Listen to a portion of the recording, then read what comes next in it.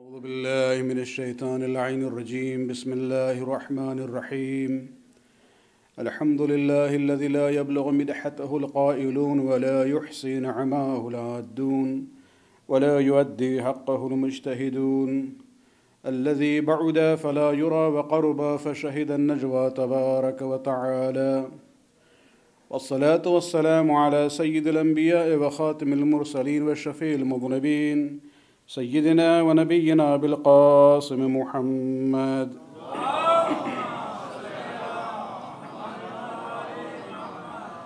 ولأهل بيته الطيبين الطاهرين المعصومين الذين أذهب الله عنهم الرجس وطهرهم تطهيرا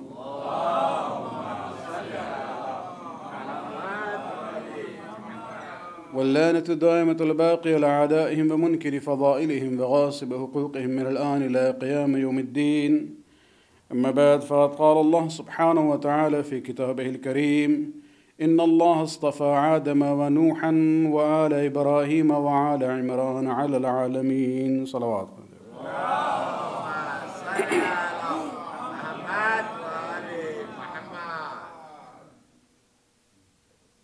Aziz Sayyid al-Shuhada, for us is a lifeline of our mazhab and our aqidah. Let me begin as I every night have been trying to talk about the importance of this institution just for a minute before we go to the theme. That when you look at the impact of Karbala and the Shahadat of Imam Hussain alayhi salam, one of the Shia ulama has very beautifully put it that if you look at the impact of Imam Hussein's Shahadat, we can say Al-Islam Muhammadiyul Wujud wa Husayniyul Baqa. As far as the origin and beginning of Islam is concerned, it is Muhammadi in nature. But when you talk about the Baqa and the survival of Islam, that is Husayni in nature. And this reflects this famous hadith of the Prophet where he says, Husaynun minni wa ana min Husayn. Salawat alayhi.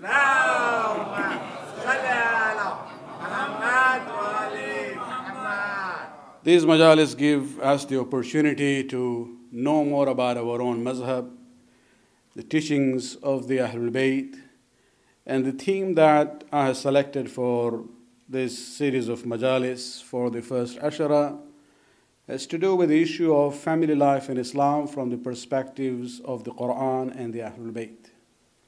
Qur'an being the constitution and the book for us, and Ahlul-Bayt being the embodiment and the example of the teachings of the Qur'an. Till now in our discussion, this is the fifth gathering that we are having. Let me just connect and summarize briefly so that we can know the continuity of our discussion. That Allah subhanahu wa ta'ala in Qur'an, when He talks about the issue of peace and tranquility, He has mentioned three bases for that. On the basis of Zaman, Makan, and Makin. Time, space, and spouse. We talked about the issue of Makan as far as the system of, whether Islam goes with joint family system or, nuclear family system. And we said it accepts neither of the two. Rather, Sirat al-Mustaqim is right in middle. It takes the good from both and keeps all the negativity away. And that is done by, the preference that Islam has for separate household with the condition of Silatul Rahim, strong link between the members of different generations. And then we went on to talk about the importance of taking care of the old parents. Because I didn't want to leave anyone with the misunderstanding that when we talk about separate household with the element of Silatul Rahim, we are saying that when it comes to the old parents, just, ignore them. This is what Islam is saying. No. And finally, we went to the issue of, harmony within family. Because all issues would come up. Instead of dealing with problems one at a time, if you have the foundation which is solid, then all things will, find its own right solution. and one was unity of purpose of life. If the couple and the family as a whole believes in the same path, believes in the same destination, things will find its own solutions. And the second was to maintain that unity of purpose, the element of Amr bil Ma'ruf and Nahi al Munkar within the members of family was very essential. Last night we started talking about the issue of Makin, the spouse, based on this ayat from Surah Al-Rum, where Allah subhanahu wa ta'ala says, وَمِنْ آيَاتِهِ أَنْ خَلَقَ لَكُم مِّنْ أَنفُسِكُمْ أَزْوَاجًا لِتَسْكُنُوا إِلَيْهَا. That Allah, one of the signs of His power and glory is that He created spouses for you. Azwaj here refers to both husbands and wives, not just azwaj in the meaning of the wives. Allah subhanahu wa ta'ala created the spouses for you from your own species. And why did He do this? لِتَسْكُنُوا إِلَيْهَا, so that you gain sukoon, peace and tranquility in life through marriage. And then He mentioned that not only this, that marriage brings about sukoon, He mentions two important elements which will generate that sukoon in marriage life. وَجَعَلَ بَيْنَكُمْ مَوَدَّةً وَرَحْمَةً. And He created the elements of mawaddah and rahmah in the hearts of the husbands and the wives. Every marriage comes with that gift of Allah subhanahu wa ta'ala. But the entire focus I had last night was that every marriage is blessed with the elements of, mawaddah in form of love and rahmah in form of compassion. But the survival of marriage depends on the spouses themselves. There is no guarantee. Neither will istikhara guarantee you the survival of the marriage, nor the matchmaker can give you a guarantee that this marriage will last. Yes, elements of mawaddah and rahmah is there, but you have to preserve it, strengthen it, and maintain it. And that can only happen. 2 points I mentioned last night, the examples I gave, that you do not live your life only on the basis of the Shari'i rules, the legal aspect of Islam. You will have to put the text of the Shari'i laws within the context of akhlaqi values. When you have the Sharia and akhlaq together, then you will see how the element of mawaddah and rahmah manifest in your marriage life. Salawat.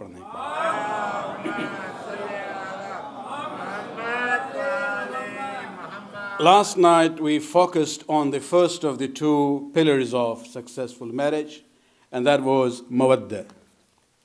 And the focus was to explain the difference between muhabbat and mawaddat, especially keeping this concept of mawaddat of Ahle Muhammad in mind, that Allah subhanahu wa ta'ala in the context of marriage relationship does not use the word muhabbat. It's really superficial phenomenon, although the next generation is into it, but some other time we'll talk about it. It really doesn't have solid basis. And therefore Allah subhanahu wa ta'ala uses the term mawaddat and not muhabbat. And the difference is that when it comes to the issue of mawaddat, it is actually unconditional love with a sense of sacrifice. It comes with the demand of flexibility in exercising and demanding your rights from the other. When that flexibility is there on both sides, that is where you will see sukoon, peace and tranquility in a marriage life. We emphasized this point quite a lot last night. Let me mention one more example. Because since I'm talking about it, let me just, fully, talk about it before I go tonight to the issue of the element of rahmat, which is the second of the two pillars of success in family life. I use the words that when Allah subhanahu wa ta'ala talks about the concept of mawaddah, in other words, it means that the husband and the wife in marriage relationship have to mold themselves according to the likes and dislikes of the other. And I also made a point that in our culture, unfortunately, the expectation is that it is the wife who has to mold her like and dislike according to the husband. Whereas from the Islamic perspective, this has to be, two-way street. And I'll just give you, probably, because we lived in or came from the environment of South Asia, where British culture and laws had its own impact. Even the name. Now, don't take me, I'm not saying haram or makruh or anything. I'm just making you a point here. That when the relationships are formed, what are the expectations that we have on cultural level? Two people from two different families are now getting married. The expectation is that the wife has to change her family name. Huh? This is the Western way of looking at it. If you look at the Islamic perspective, there is nothing. Sometimes actually there are problems, but not on a very serious level. Therefore, we don't really talk about it. We don't say this is haram or makruh or anything. A lady who is, for example, from a Naqawi family gets married to somebody who is Rizvi, and she becomes a Rizvi. How did she become Rizvi?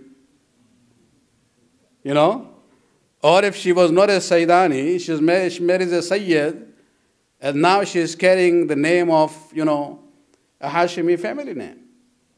So, of course, there are no implications to that, and therefore we don't talk about it. But on a subconscious level, that's where things come in. The expectation is that you forget your own links and affiliations. You mold your life according to the like and dislike of your husband. Sometimes things are even spelled out. My parents are your parents. And there is an implication out there. It doesn't say. It's now your parents become secondary. But she is a person. She has an identity. She's a daughter of a father and a mother. She has her own relationship, her own family. You cannot ask that my parents now take place of your parents. You can only say, rather you should say, that even my parents also are like your parents. Then things will be okay, even Islamically preferred. But not this concept that, now my parents take place of your parents, because sometimes I deal with situations of this kind. Marriages have failed in 1 year because the mother-in-law wanted the daughter-in-law to call her mother, Amma or Mama or whatever. And she said, but I have been calling you auntie from day one of the engagement. I, in my mind, cannot accept this concept. I have a mother who is alive. I will still respect you, honor you, love you as the mother of my husband, but I'll just call you auntie. She was demanding, and this became a friction and a problem.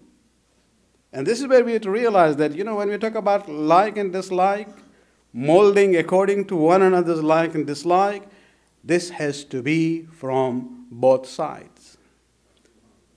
Inshallah, in Messiah, we are going to talk about Honor Muhammad. Look at the example of her or of their grandmother from the father's side, Asma bint Umays. We still call her as Asma bint Umays, Asma, daughter of Umays. She was first married to Abdullah's father, Ja'far, Hazrat Ja'far. When she married him, her name didn't change. We didn't call her Asma Zawjatu Ja'far bin Abi Talib. We still called her Asma bint Umays. After his shahadat, she marries Abu Bakr. She doesn't change her last name. She is still known as Asma bint Umays. And after that, she marries Amir al-Mu'mineen. And she is still called Asma bint Umays. The issue is that the identity, the shanakht, shakhsiyat of the wife has to be maintained. Mawadda doesn't mean one merges totally according to the like and dislike of the other. Mawadda means they have to mold their life and like and dislike, mutually to bring their lives closer to one another. And that's where you get sukoon, peace, and tranquility. Salawat padhne ek baar.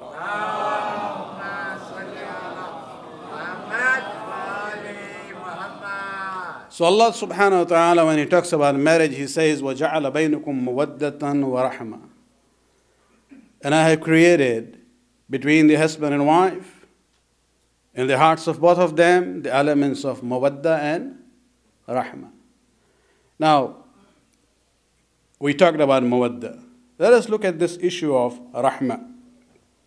In a way, it's very simple. But this has been emphasized especially when we look at the status of the husband. I know last night husbands were not that much happy with me, but I might make them even more, unhappy until you have to come tomorrow, inshallah, to balance things out. But this element of rahmah is there on both sides. It has to be there on both sides. But more, it actually refers to the husband as the head of the family. There is no denial of this fact that in Islam, when it comes to the family structure, the husband is the head. When it comes to issues of making final decisions, if there is no unanimity, then the final decision is with the husband. He is responsible for the consequences. And when we look at that, we have to realize that when we talk about rahmah, rahmah has to be exercised by the husband as the head of the family. As a husband, you actually have only two choices. Either you govern your family life as a dictator or as a benevolent leader. It's your choice. But to show that benevolence and, rahmat in the way you govern your own family, there are three things which are required. And again, we had to go back to these concepts of mawadda and rahmah. They work hand in hand. Number one, expression of your own mawadda and muhabba to your wife. Of course, in privacy, not in public. Not the way it's done in the public, in the Western society. Unfortunately, things are changing. Even in Muslim societies, from what I'm told about Pakistani TVs,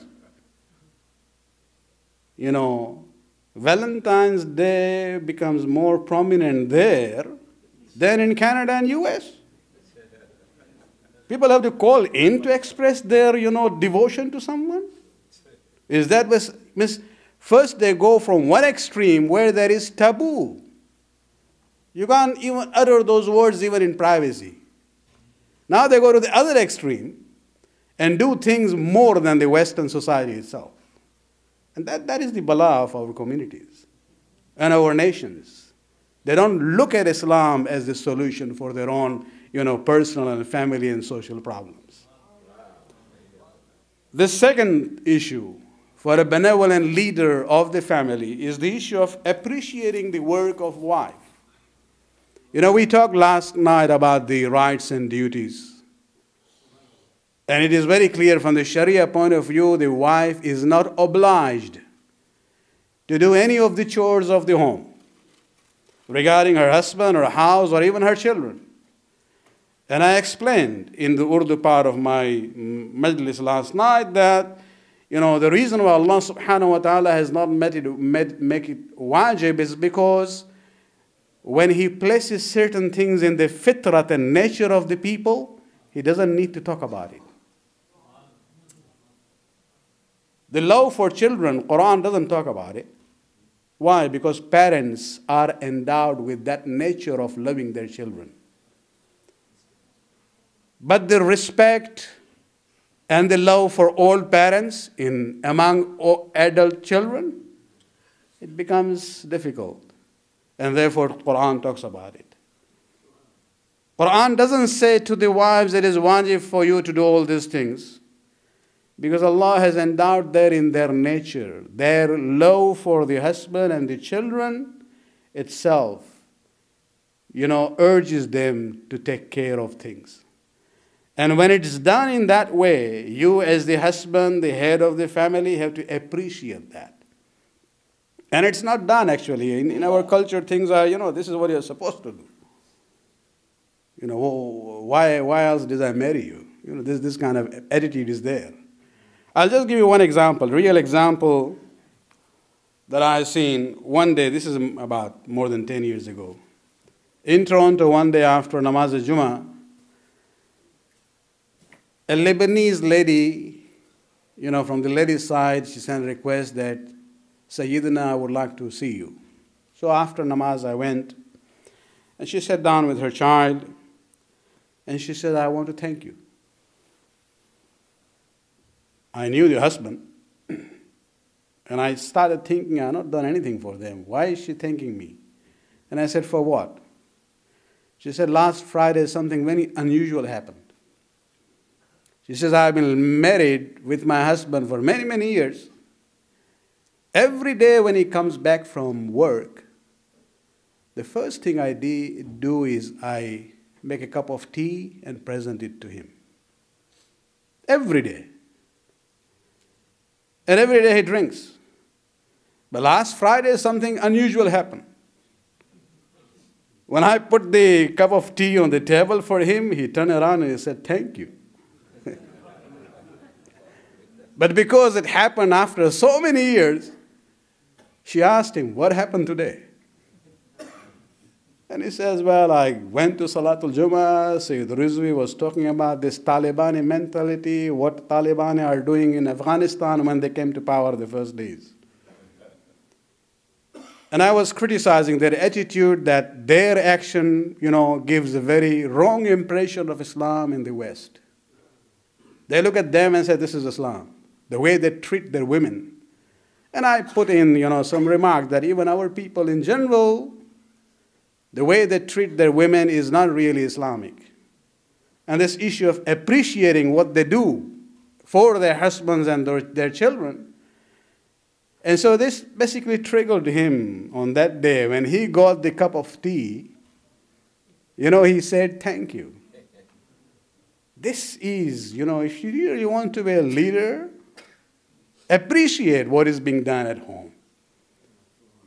One day you got tea, when you said thank you, next day you get coffee, third day, you would get cappuccino or something else. Even Allah subhanahu wa ta'ala says, لَإِن شَكَرْتُمْ لَأَزِيدَنَّكُمْ. If you thank me, I'll give you more. When I give you more, you will thank me more. And the process will go on and on and on. Salawat padne ek baar.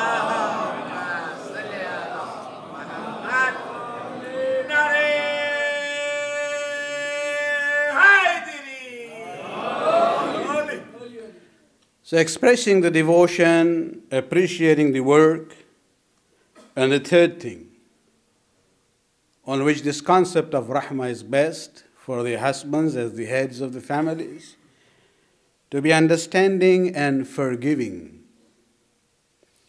when things are not always done the way they want.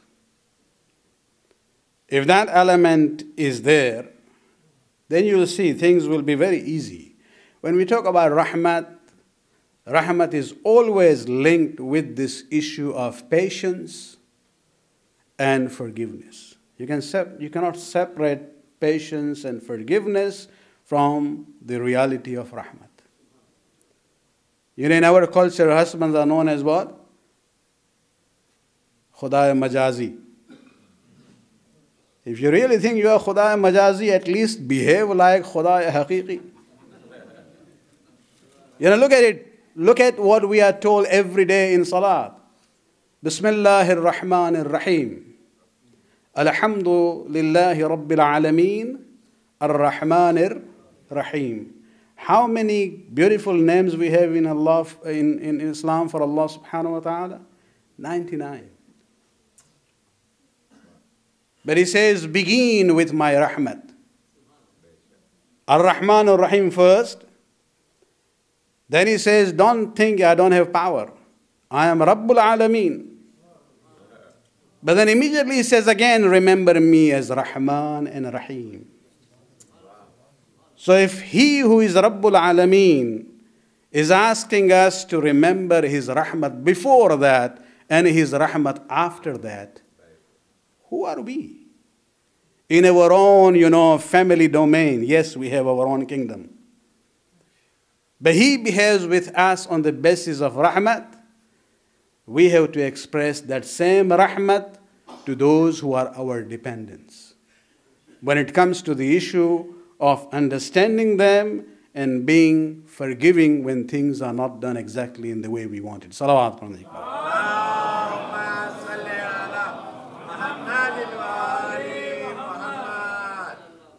My emphasis has been to go to the examples of the Qur'an and the Ahle-Bait.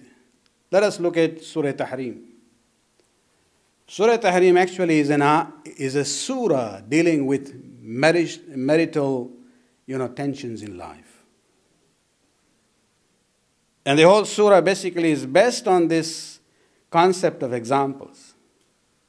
Where Allah subhanahu wa ta'ala, this is surah number 66, uses the examples of Anbiya.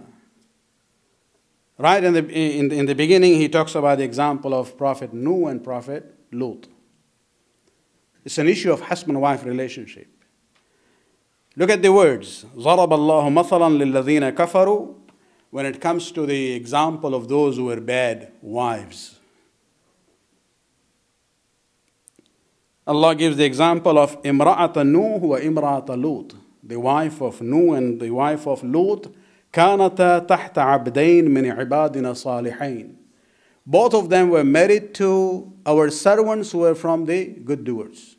They are Anbiya. Nuh alayhi salam and Lut alayhi salam. فَخَانَتَهُمَا. But they betrayed them in the matter of religion. What happened? What was the reaction there? You can look at the story. We don't want to go into the details.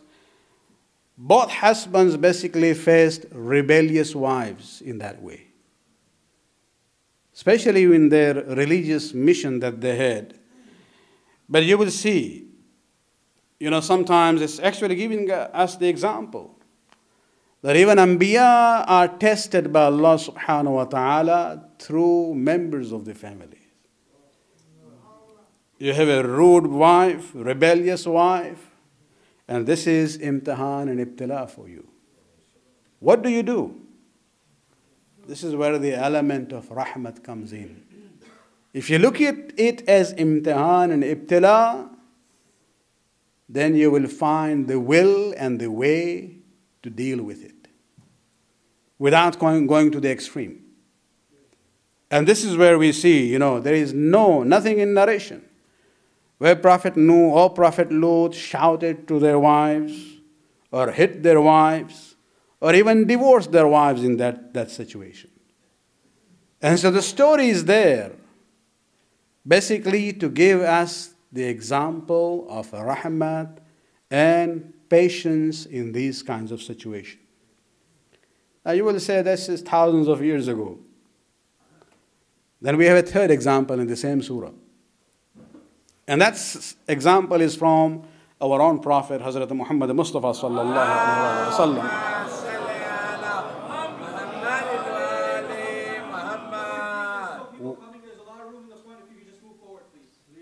Salawat pradhe ek baar aur please.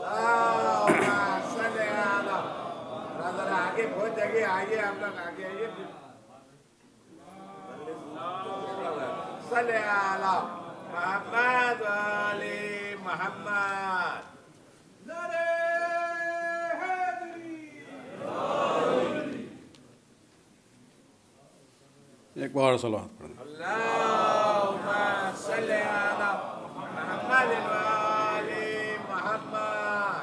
This is Qur'an, this is not history, it's not a Shia book we are talking about, it's not a hadith. And the example of Rasulullah is there. And the example is there for us, that you shouldn't think that this issue was only for the Shariat of Hazrat Nuh and Lut. this element of the husband exercising rahmat and patience in dealing with the difficult situations with their wives. Even Rasulullah was put through that ibtila and imtihan. You know, Qur'an talks about two wives. وَإِذْ أَسَرَّ النَّبِي إِلَى بَعْضِ أَزْوَاجِهِ حَدِيثًا. And it's a long story. This is earlier ayat, surah number 66, Surah Tahrim, ayat number 3. And I'm talking about Sirat here, not Tabarra. Don't worry about it. We cannot ignore Qur'an on this issue. Two wives of the Prophet, by the name of, Bibi Hafsa and Bibi Aisha. There were issues as far as Rasulullah's family life is concerned. Both of them became jealous with another one by the name of Zainab bint Jahash. We talked about her last night. And that marriage also was for a reason, to abolish the custom of adoption among the Arab society. And what happened was basically that whenever he would go to Zainab bint Jahash, she would make a special drink for the Prophet, which was made from honey, called maghafir. And both of these, out of jealousy, conspired with one another that whenever the Prophet comes back from Zainab bint Jahash, tell him that, your mouth has a bad smell. And this is what they conspired among one another. Rasulullah, basically, initially he kind of made a commitment, kind of a nazar that I will refrain from it. And he told one of them that this statement that I have made about refraining from this drink, don't disclose it to anyone. But she went and disclosed to the friend. And then Allah subhanahu wa ta'ala revealed the ayat. فَإِذَا أَسَرَّ النَّبِيَ لَبَعْضَ أَزْوَاجِهِ حَدِيثًا. When the Prophet gives a statement about himself to one of his wives, asarra, as a sir, as a secret, not to be disclosed to anyone. فَلَمَّا, but then, she went and disclosed. فَلَمَّا نَبَّعَتْ بِهِ وَأَظْهَرَهُ اللَّهُ عَلَيْهِ.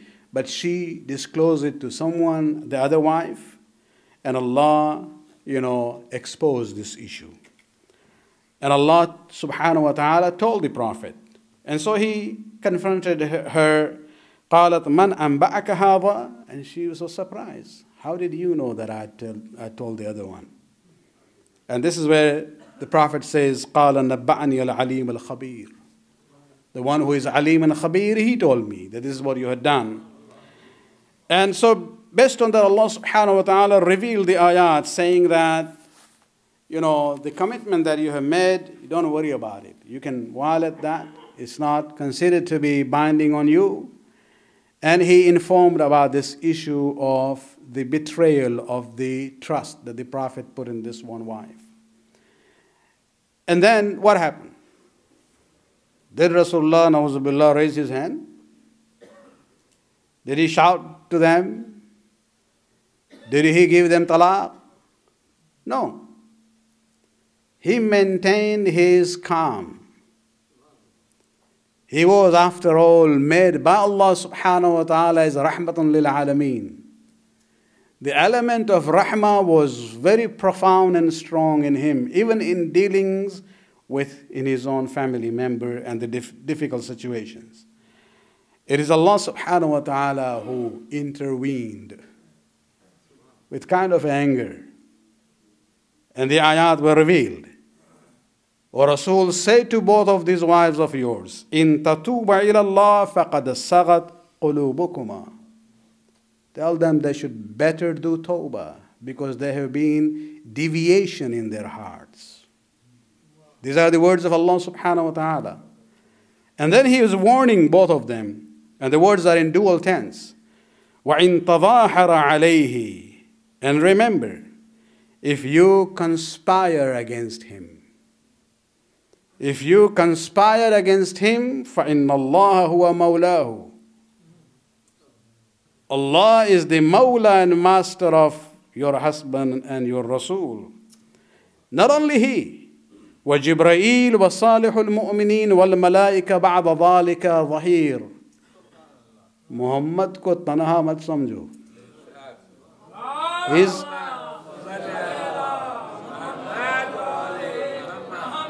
He's not alone. I am his master.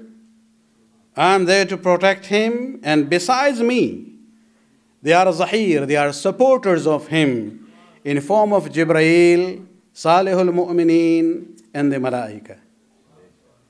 Just look at these words. Every word has a reason there. Allah mentioned Malaika as the third support for Rasulullah. Jibreel is part of Malaika. Why single him out? That's out of respect for his status. He is the chief of the Malaika. So he is singled out separately, and then the Malaika I mentioned. Between Jibreel and Malaika, Allah subhanahu wa ta'ala says, Salihul Mu'mineen. He could have just said Mu'mineen in general. But he doesn't stop there. He puts a condition. Salihul Mu'mineen, he is referring to one individual. The good doer among the believers. And you know whom he is referring to? This ayat is actually saying, don't think Muhammad is alone. I am his master. And besides me, he has supporters in the form of Jibreel and the Malaika, and in the form of Ali bin Abi Talib alayhi salatu wasalam.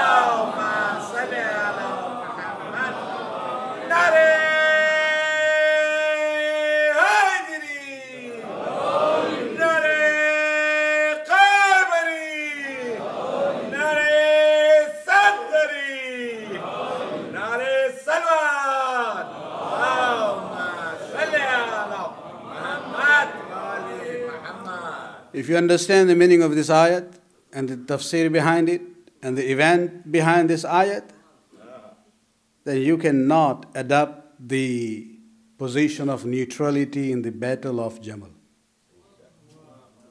You have to be with those who are Salihul Mu'mineen. You have to be in that case on the side of Ali bin Abi Talib alayhi salatu wasalam. Salawat.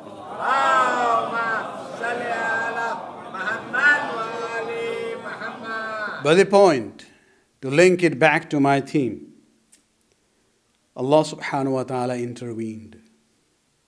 Allah subhanahu wa ta'ala is the creator and the lawgiver and the master of the day of judgment, gave the warning.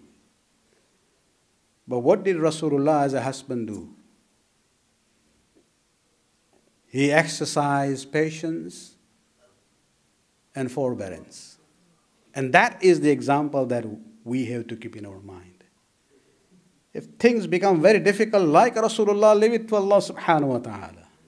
But He will not get an ayat for you. But things, leave it to Allah subhanahu wa ta'ala. He will deal with it, one way or another. But you have to exercise the element of rahmat expressed by patience and forgiveness. Salawat.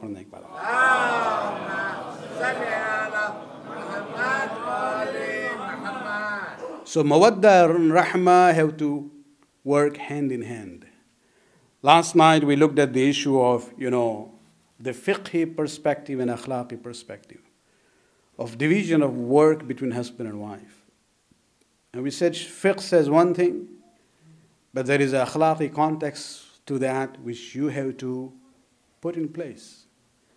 You cannot only go by the legal, rules in order to have sukoon and peace and tranquility in your life. Let us look at the example of Amir al-Mu'mineen Bibi Fatima salawatullah alayha. Salawat.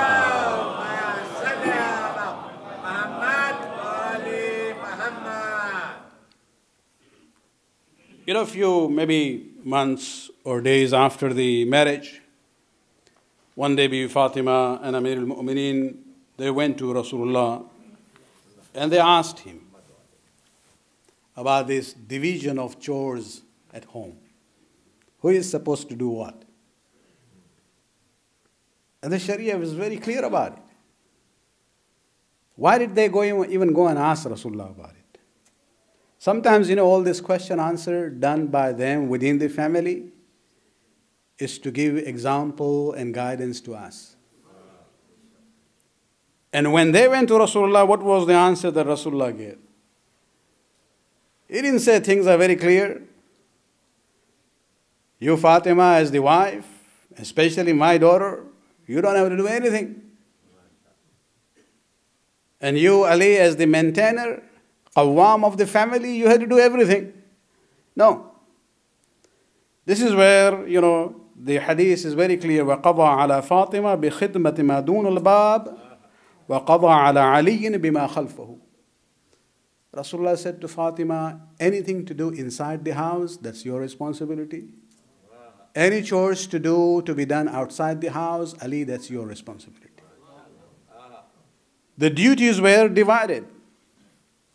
And if you want the details, you have a hadith from Imam Ja'far al-Sadiq alayhi salatu wasalam,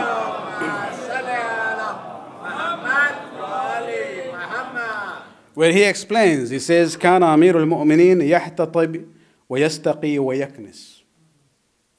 Amir al-Mu'mineen used to gather firewood, and he used to draw water from the neighborhood water well and bring it home. And he used to sweep the floor. And when it came to Bibi Fatima, the sixth Imam says, وَكَانَتْ فَاطِمَةٌ تَطْحِنُ وَتَعْجِنُ وَتُخْبَذُ. She used to grind the mill to change the grain into flour, and she used to make the dough, and then she will bake the bread. Now, out of these 6 things, when it comes to Amir al-Mu'mineen's portion, firewood, we don't have to worry about it these days. Water, we don't have to worry about it. But then the third one, yaknisu. Ali used to sweep the floor. You have it, but you can't do it automatically. Even if you have those new gadgets out there, you still have to monitor and make sure everything is done properly. So remember that. You can't be holier than Amir al-Mu'mineen. When you look at Bibi Fatima, salawatullah alayha, all these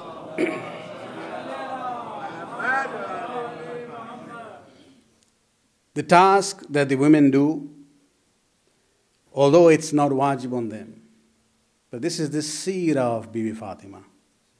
This is where the women have to learn the example. And when we look at the hadith further, look at the response or the reaction of Bibi Fatima. She says, when she heard this division made by her father, فَلَا يَعْلَمُ مَا دَخَلَنِي مِنَ السُّرُورِ إِلَّا اللَّهِ. She says, nobody but Allah knows the happiness which came into my heart when I heard the words of my father, بِإِكْفَانِي رَسُولِ اللَّهِ تَحَمُّلُ رِقَابَ الرِّجَالِ, where he has divided the duties between men and women on an equal basis.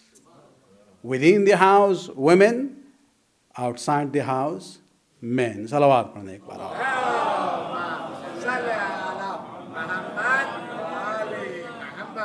But what happens in our societies? The sarparas, the head of the family, comes in, sits down expecting the tea, with a remote in the hand. And then the order, I have my friends coming in for the weekend dinner, grocery and this, and cleaning of the house, taking care of the kids, and preparing good meal for the guest. Everything is her responsibility. And the credit will be taken by the husband. बहुत अच्छी दावत की थी. That's the attitude we have. You look at the example of Bibi Fatima and Amir al-Mu'mineen here, where they are working together on the basis of mawadda and rahma. We cannot be greater than Amir al-Mu'mineen. We are Shi'atu Ali. We follow the footsteps of Amir al-Mu'mineen Ali bin Abi Talib alayhi salatu wassalam.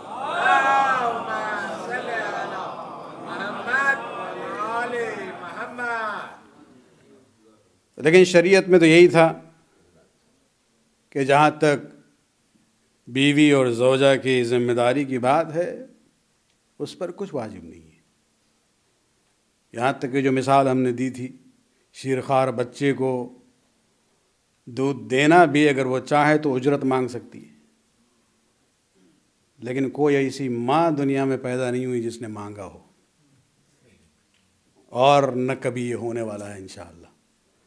لیکن یہ قوانین کتاب میں ہیں ایک وجہ سے جو ہم نے کل بیان کی تھی، لیکن اگر سکون چاہیے زندگی میں تو وہ رحمت اور مودت کی بنیاد پر سلسلہ آگے بڑھنا چاہیے۔ یعنی اس سلسلے میں اگر آپ دیکھیں، خود رسول اسلام نے اپنی بیٹی اور داماد کے درمیان یہ تقسیم کر دی کہ گھر کے اندر کی ذمہ داری فاطمہ کی ہے اور گھر کے باہر کی ذمہ داری کاموں کے علی پر ہے۔ لیکن آیا یہ بھی تقسیم جو ہے اس کو آپ کاسٹ آن دی اسٹون سمجھیں گے، پتھر کی لکیر ہے؟ نہیں، جذبہ مودت اور رحمت کا تقاضا ہے کہ اس لائن کو بھی آپ اریز کر سکتے ہیں، آپ گھر کے اندر کا بھی کام کر سکتے ہیں، بیوی بھی اگر ضرورت پڑے تو آپ کی مدد کر سکتی ہے اگر جذبہ مودت اور رحمت ہو۔ ایک مثال اور دیکھ لیں اسی ٹائپ کی، خود اہل بیت سے، کہ ایک بار جس طرح سے ہم نے حدیث قصہ کے بارے میں کہا تھا، وہاں کوئی ممانعت نہیں تھی کہ فادر ان لو جو ہے اپنے بیٹی کے گھر نہ جا سکے، فارمیلٹی کی بات ہی نہیں تھی، نہ اجازت لینے کی بات تھی داماد سے۔ ایک بار رسول اسلام جناب سیدہ کے گھر آئے، دیکھتے ہیں کہ صحن میں علی اور فاطمہ دونوں جو ہیں چکی پیس رہے ہیں۔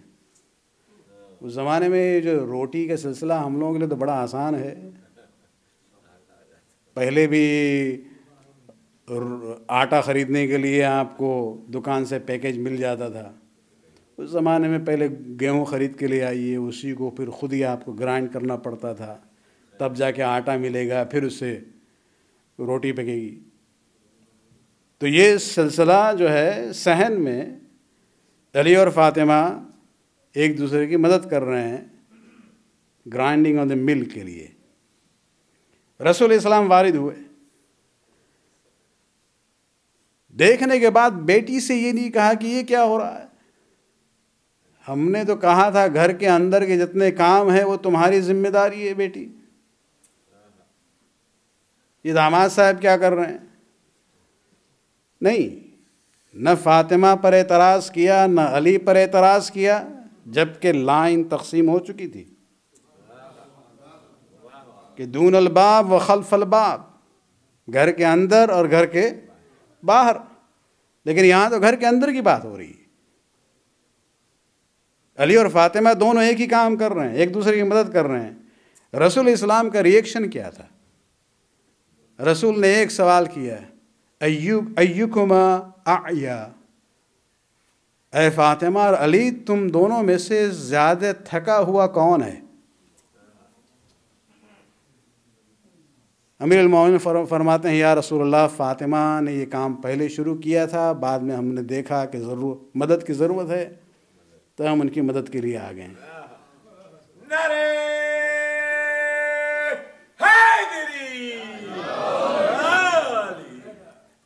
علی کا یہ جواب سن کے رسول کا کیا رسپانس تھا؟ رسول کہتے ہیں فاطمہ سے، فاطمہ تم ہٹ جاؤ۔ اب بابا جو ہے بیٹی کی جگہ پہ آ رہے ہیں، بیٹی تم نے یہ کام پہلے شروع کیا تھا، زیادہ تھکی ہوئی ہو علی کے نسبت، فاطمہ ہٹ جاؤ، ہم تمہاری جگہ لیں گے۔ یہ جذبہ یہ مودت و رحمت ہے، پریکٹیکل لیول پر سیرت ہمارے سامنے ہے، ہمیں ادھر ادھر جانے کی ضرورت نہیں ہے۔ وہ سائیکولوجی کی بکس اور فیملی لائف کے بارے میں ہمارے پاس قرآن کافی ہے، اہل بیت کافی ہے۔ ان کی سیرت کو دیکھیں، ان کی مثالوں کو دیکھیں، ہمارے لیے یہی مشعل راہ ہے، اور انہی کی سیرت پر عمل کرتے ہوئے ہمیں وہ سکون حاصل ہو سکتا ہے جس کی تلاش میں ہر انسان اور ہر خانوادہ اور ہر قوم ہے۔ صلوات پڑھنے کے بعد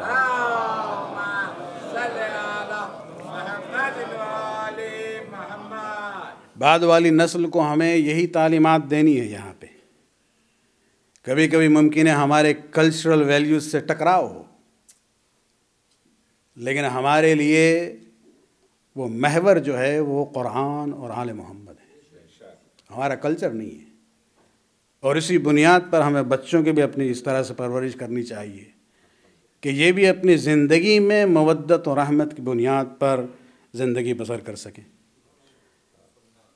کیونکہ اسی بنیاد پر ہمیں پھر وہ یونٹی آف پرپس حاصل ہو سکتی ہے کہ سب کا مقصد ایک ہی ہو، زندگی کا منزل سب کی ایک ہی ہو، اور اس منزل تک پہنچنے کا راستہ بھی ایک ہو۔ آپ جناب عبداللہ بن جعفر اور جناب زینب کی زندگی کو دیکھیں۔ جناب زینب شادی شدہ تھی، سفر کون کر رہا تھا؟ مدینہ سے چلے تھے حسین، شرعی بنیاد پر عبداللہ کے اذن کی بات تھی، لیکن وہاں جناب عبداللہ نے روکا نہیں ہے، اس لیے کہ دونوں کا مقصد حیات ایک ہی ہے، دونوں ہی اللہ رسول اور امام وقت کے حق سے کے معترف ہیں۔ جناب عبداللہ نے روکا نہیں ہے، بالکل حالات کی وجہ سے خود نہیں گئے ہیں، لیکن فکری طور پہ ہم آہنگی تھی، ان کا سپورٹ فاطمہ کے بیٹے کے ساتھ تھا، اس لیے کہ جب خبر ملی ہے بنو ہاشم کو، جناب محمد حنفیہ اور عبداللہ بن جعفر کو مدینہ میں، کہ بھائی نے ارادہ کیا ہے کہ مکہ چھوڑ کے عراق کی طرف جائیں، تب ایک روایت کے لحاظ سے دونوں پہنچے ہیں۔ محمد حنفیہ نے کوشش کی اپنے بھائی کو روکنے کے لیے کہ کوفے کی طرف نہ جائیں، یہ ان لوگوں کے وفاداری پر بھروسہ نہیں ہو سکتا ہے۔ جناب عبداللہ بن جعفر بھی جاتے ہیں، اون و محمد کو اب اپنے ساتھ لے کے جاتے ہیں، اون و محمد ماں کے ساتھ نہیں گئے تھے، مدینہ سے جاتے ہیں مکہ، امام حسین علیہ السلام سے ملاقات ہوئی، اور مکہ کے گورنر سے عبداللہ بن جعفر نے امام حسین کے لیے امان نامہ بھی لکھوا لیا تھا، ان کا جو انفلوئنس اور اثر تھا وہاں، لیکن امام نے جو وجوہات بتائی ہیں محمد حنفیہ کو اور عبداللہ بن جعفر کو کہ ہمارے لیے اس سفر میں جانا بہت ہی ضروری ہے، نانا کے خواب کا ذکر کیا تھا، اس لیے کہ حقائق کو جانتے ہوئے بھی ان کے سامنے پیش نہیں کر سکتے تھے کہ آخر میں ہوگا کیا، اس لیے کہ اسلام کو ہماری ضرورت ہے۔ عبداللہ بن جعفر نے اس وقت یہی کہا ہے کہ اگر آپ نے عزم کر ہی دیا ہے کہ جانا ہے آپ کو، تو یہ میرے دونوں بیٹے محمد اور اون آپ کے ساتھ جائیں گے۔ کربلا میں یہ جو شہادت ہوئی اون و محمد کی، یہ در حقیقت عبداللہ بن جعفر کی نمائندگی میں ہوئی ہے۔ شب عاشور بنو ہاشم کے ہر خاتون اپنے بچوں کو، ہر وہ خاتون جن کے بچے اس قابل تھے کہ تلوار ہاتھ میں اٹھا سکیں، ہر بیوی کو معلوم تھا کل کیا ہونے والا ہے، نصیحتیں ہوتی رہی ہر خیمے میں کہ کل قربانی اور ایثار کا دن ہے، یہ نہ ہو کہ فاطمہ کے سامنے ہمیں شرمندہ ہونا پڑے۔ یقیناً جناب زینب نے بھی دونوں بچوں کی نصیحت کی ہوگی اس وقت۔ جناب زینب کے ذہن میں اصل میں معاملہ اب صرف اون و محمد کا نہیں تھا، حسین صرف بھائی نہیں ہیں، امام وقت ہیں۔ ان کے نظر میں ایک طرف امام وقت کی اولاد کا معاملہ ہے اور اپنی اولاد کا معاملہ ہے۔ زینب کے اس ذہن میں بات یہ ہے کہ میری اولاد قربان ہو جائے امام وقت کی اولاد پر، میرے بچے شہید ہو جائیں لیکن امام وقت کے بچے جو ہیں بچ جائیں۔ دوسرے دن یہی بزرگ علماء بیان کرتے ہیں کہ اصحاب کی شہادت کے بعد جب بنو ہاشم کی شہادت کی نوبت آئی ہے اور افراد یکی بعد دیگرے آگے بڑھنے لگے، تو جناب زینب بار بار پوچھتی ہیں اون محمد کس بات کا انتظار ہے؟ کیا میرے بھائی حسن کی اولاد پہلے جائے گی پھر تم جاؤ گے؟ کیا حسین کی اولاد پہلے جائے گی پھر تم جاؤ گے؟ دونوں یہی کہتے رہے کہ اے والد گرامی ہم لوگ تو ماموں سے اجازت مانگ رہے ہیں لیکن وہ انکار کر رہے ہیں۔ آخر میں بہت اصرار کے بعد اجازت ملی ہے۔ عزاداران حسین دونوں بچے ساتھ گئے ہیں، اور محمد جب تک ساتھ رہے اور لڑتے رہے یزیدی لشکر ان کا کچھ بگاڑ نہ سکا۔ آخر میں عمر بن سعد نے حکم دیا ہے کہ تم نہیں جانتے ہو، یہ جعفر کے پوتے ہیں، علی کے نواسے ہیں، ان کو ایک دوسرے سے الگ کرو۔ گھوڑے سوار دستے آتے ہیں، اون کو محمد سے اور محمد کو اون سے جدا کرتے ہیں۔ ان کو گھیرنے کے بعد چاروں طرف سے جب حملہ ہوتا ہے، ایک مرتبہ محمد نے اون کو پکارا مدد کے لیے، اور اون نے محمد کو پکارا۔ آخر میں آواز حسین کی طرف آتی ہے کہ دونوں بچے جو ہیں قتل ہو چکے ہیں۔